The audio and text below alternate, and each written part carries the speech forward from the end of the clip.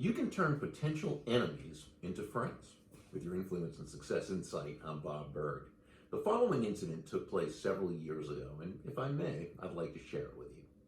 Turning into the parking lot of a local hotel and then turning into the parking space, I wasn't paying attention as I should have been. As a result, I nearly clipped a guy as he was getting out the driver's side of his car. Well, he was startled, he was scared, mainly he was ticked, and he shot me one of the nastiest looks I've ever seen. I'm not saying I blame him, and certainly not judging him. It was my fault, and different people handle different stimuli in different ways.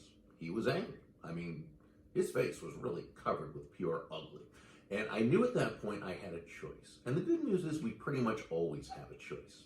I could have reacted to his reaction, right? I could have given him a nasty look. What are you looking at? And he'd have said, watch where you're going. And I'd have said, you watch where you're going, and back and forth.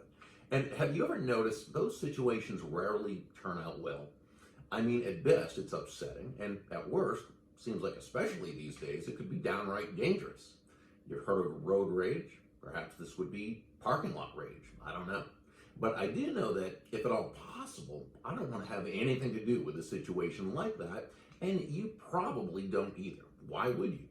So instead of reacting, I responded. We'll talk about the difference between those two words, react and respond, in another video, but it's significant. I responded. What I did was to put up my hand in a friendly wave. I put a smile of apology on my face, and through the windshield simply went, sorry. And he immediately went, no problem. Now, as he went into the hotel, I'm fiddling around with the papers in my front seat. I then went into the hotel to find out where my meeting room was. As I'm walking to my meeting room, he's standing with a few people outside of what apparently was his meeting room.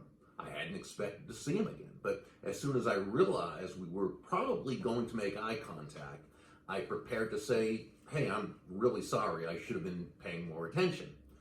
But before I could say a word, he said, hey, I'm really sorry, I should have been more careful getting out of my car. Now, you might see that as a good result, which it was. More importantly, though, it was also actually a very predictable result based on a number of factors. Let's look at what we're really talking about in the next video. With your influence and success insight, I'm Bob Berg. Make it a great day.